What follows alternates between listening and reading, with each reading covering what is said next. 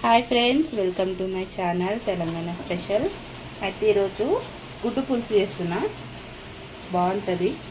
ఇగో గుడ్డు పులుసు కావాల్సిన 3 గుడ్లు తీసుకున్నా నేను, ఇంకొంచెం చింతపండు, ఒక 2 పెద్దవి ఉల్లిపాయలు, 2 పచ్చిమిరపకాయలు, 2 టమాటాలు, కొద్దిగా కరివేపాకు. అయితే నేను ఆల్రెడీ ఉడకబెట్టి పెట్టుకున్నా.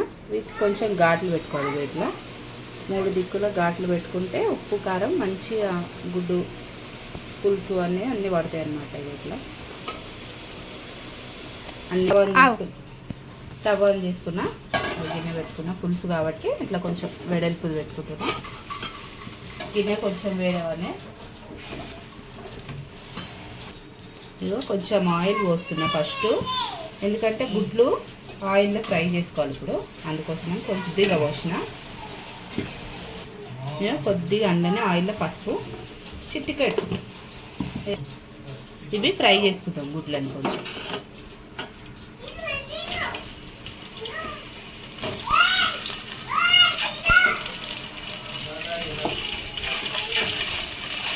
ఇట్లా ఫ్రై చేసుకుంటే ఏంటంటే పులుసు ఇలా ఎగ్ మంచి టేస్ట్ వస్తుంది, బాగుంటుంది. అందుకోసమే ఒక 2 నిమిషాలు ఫ్రై చేసుకున్నాం వీటిని.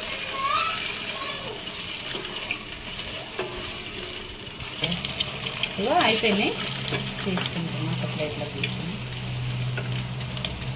ఇట్లా మంచిగా రెడ్గా అయ్యాక ఇప్పుడు ఇందులో ఇంకొక చెంచా నూనె వేసుకుంటున్నాం.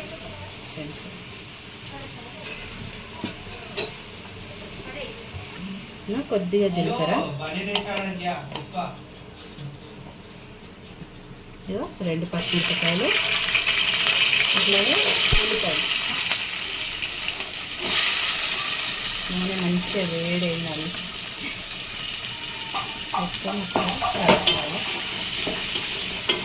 ఇది మంచిగా రెడ్గా అయ్యేదాకా అన్నింటిని మూట పెట్టుకొని ఒక 2 నిమిషాలు వేసుకున్నాం. ఇగో 2 నిమిషాలు అయింది, మూట వేసాను.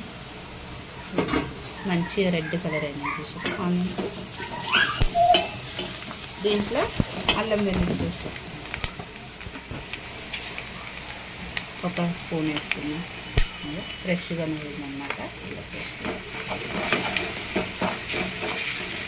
అల్లం పేస్ట్ కొంచెం పచ్చివాసన కావాలి.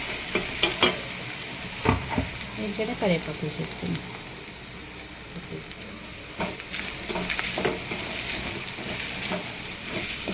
ఇప్పుడు పసుపు,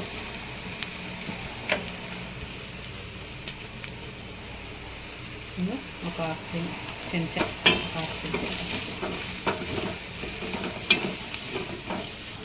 ఇగో టమాటాలు, ఒక 2 టమాటాలు వేసుకొని ఇప్పుడు ఈ టమాటాలు కొంచెం మగ్గనిద్దాం. ఉప్పు వేసేసుకున్నాం ఇందులో.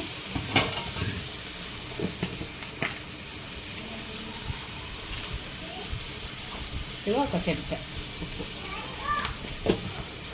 వేసుకొని టమాటాలు కొంచెం మంచిగా మగ్గనిద్దాం. ఇగో ఒక 2 నిమిషాలు అయింది, ఇంకా తీసుకుని మంచిగా మగ్గిపోయింది. ఇక్కడ టమాటాలు కొంచెం మాడుతుంది కదా, కొంచెం కింద పెట్టుకున్నామంట. పెట్టుకొని దీంట్లోనే ఉప్పు వేసేసిన కారం, ఇగో